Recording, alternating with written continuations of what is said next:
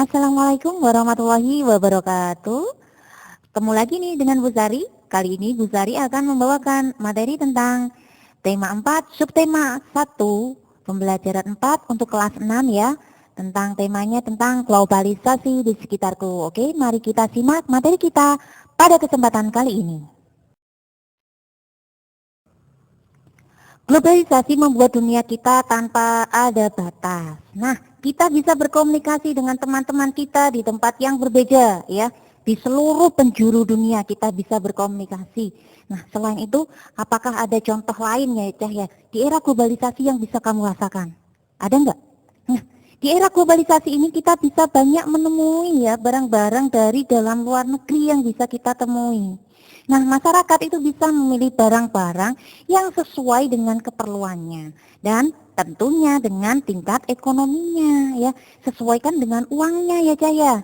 Nah, tingkat ekonomi yang berbeda ini bisa disebut sebagai adanya keberagaman ekonomi dalam masyarakat. Oke, sebelum kita membahas tentang keberagaman ekonomi, muncul di benak kalian mungkin ya. Apa sih keberagaman itu? Ada yang tahu?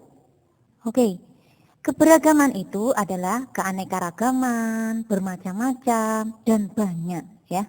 Dalam arti luas, keberagaman adalah kondisi dalam masyarakat di mana banyak perbedaan dalam berbagai bidang.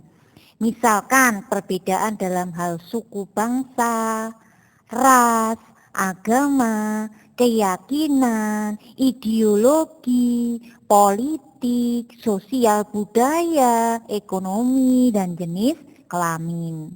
Kita lanjut. Apa sih keberagaman ekonomi itu? Ada yang tahu nak? Keanekaragaman ekonomi itu berarti ekonomi tersebut bermacam-macam dan dapat dilihat dari berbagai aspek. Contohnya, aspek peralatan dan perlengkapan hidup manusia, sistem ekonomi, sistem kemasyarakatan, sistem pengetahuan, mata pencarian hidup, kesejahteraan, dan kemampuan hidupnya. Nah, dengan adanya keberagaman ekonomi tadi, muncul satu pertanyaan. Apa itu? Mengapa sih ekonomi setiap orang itu beragam? Ada yang tahu? Setiap orang itu dilahirkan dengan perbedaan dari Tuhan, termasuk dalam hal ekonominya. Tingkat ekonomi itu juga disebabkan karena satu, kemampuan dirinya, ya. Yang kedua, usahanya. Yang ketiga adalah kerja kerasnya. Jadi tingkat ekonomi itu juga dipengaruhi oleh usaha kita ya Caya, usaha kita untuk mencapai tingkat ekonomi tersebut.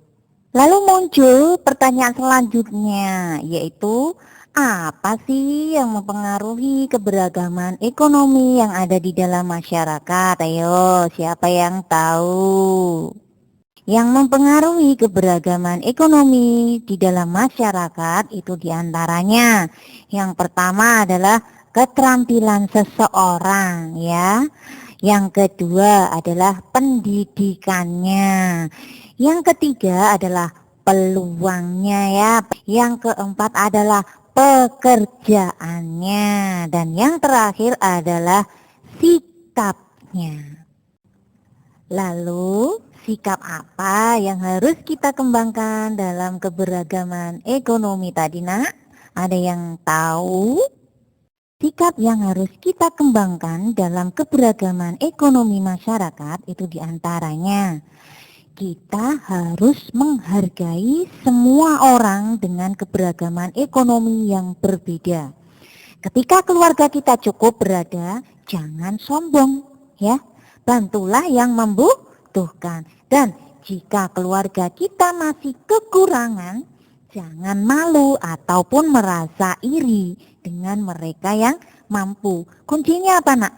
Teruslah berusaha dan tingkatkanlah kemampuan diri kita sendiri. Oke, setelah kita mempelajari materi tentang keberagaman ekonomi, sekarang Bu Sari lanjut ke materi berikutnya, yaitu teks eksplanasi. Nah, sebelumnya di sini Bu Sari akan mengajak kalian untuk mengingat-ingat kembali. Apa sih nak? Teks eksplanasi itu ada yang tahu, ada yang masih ingat? Ya, Teks eksplanasi adalah teks yang berisi tentang penjelasan mengenai suatu proses yang berkaitan dengan suatu kejadian atau peristiwa. Nah, dari teks eksplanasi tersebut, apa sih Bu tujuan dari dibuatnya teks eksplanasi? Ada yang tahu? Ya, tujuan dibuatnya teks eksplanasi adalah memberikan penjelasan secara detail ya, secara rinci kepada pembaca mengenai proses terbentuknya atau terjadinya sesuatu. Kemudian muncul pertanyaan, gimana Bu cara menggali informasi dari sebuah teks eksplanasi? Ada yang tahu? Nah, ya, gimana cara kita menggali informasi semua dari bacaan teks eksplanasi itu? Yang pertama adalah membaca atau mendengarkan dengan teliti ya, Caya, dengan hati-hati ya. Jadi dibaca teks tersebut dengan hati-hati ya dan dicermati. Yang kedua adalah menentukan topiknya. Topiknya apa tulisan tersebutnya?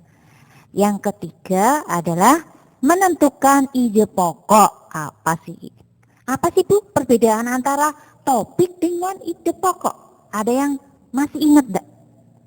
Topik itu adalah inti utama dari seluruh tulisan yang hendak disampaikan oleh penulis. Itu adalah topik.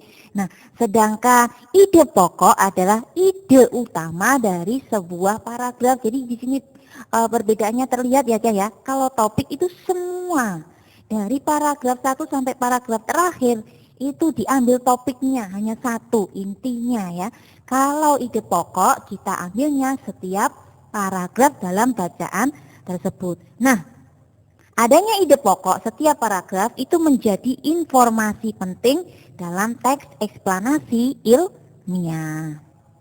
Di sini Bu Sari punya cara mudah untuk menyajikan informasi penting dalam teks, yaitu dengan membuat diagram atau gambar berseri. Nah, sebagai contohnya di sini akan Bu Sari sajikan sebuah bacaan ya Nak ya, disimak ya. Bacaannya adalah tentang teknologi ponsel. Kemajuan teknologi informasi dan komunikasi semakin berkembang dengan pesat. Hal tersebut ditandai dengan bermunculannya beragam macam jenis telepon genggam disertai fitur-fitur yang sangat canggih.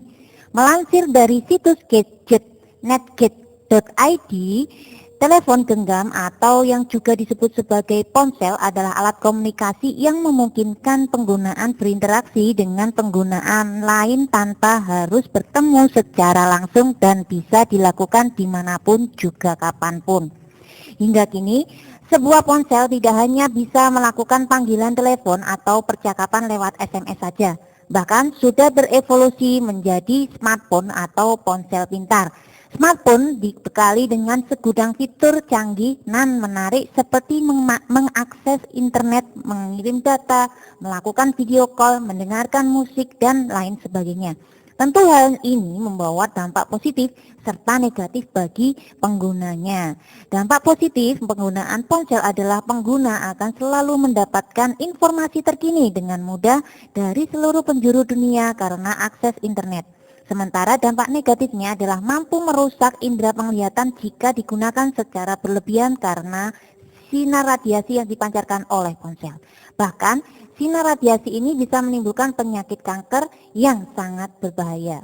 Bijaklah dalam menggunakan ponsel, manfaatkan kecanggihan fitur-fitur yang dimilikinya dengan melakukan hal-hal yang positif seperti untuk mencari ilmu pengetahuan. Tentu kita juga harus paham akan pengaruh buruk dan dampak negatif yang ditimbulkan oleh penggunaan ponsel secara berlebihan.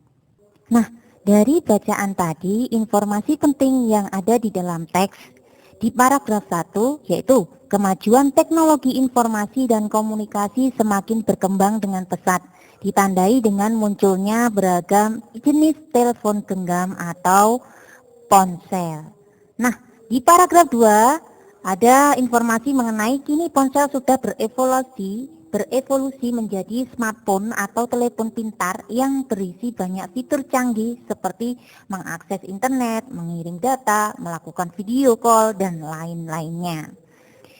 Di paragraf ketiga ada informasi, yaitu dampak positif dari penggunaan ponsel adalah dapat mengakses informasi terkini dari seluruh dunia dengan mudah. Sedangkan dampak negatifnya adalah dipakai berlebihan maka sinar radiasinya ponsel tersebut akan merusak penglihatan dan memicu adanya kanker. Nanti paragraf yang terakhir yaitu paragraf keempat, kita dapat informasi penting yaitu bijaklah dalam menggunakan ponsel dengan memahami dampak positif maupun dampak negatifnya. Itulah informasi penting yang ada di dalam teks tadi. Nah, kemudian tadi adalah cara mudahnya adalah dengan menggambar seri ya Cahaya, atau mencari gambar.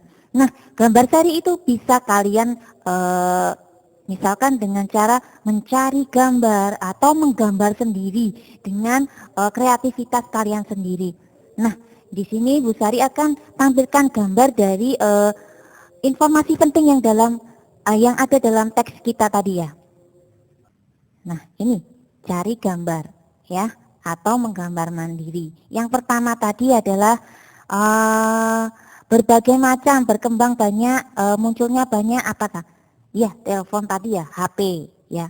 Ini gambarnya. Itu di situ kalian bisa lihat banyak ya, itu mereknya HP ya, bentuknya HP ya.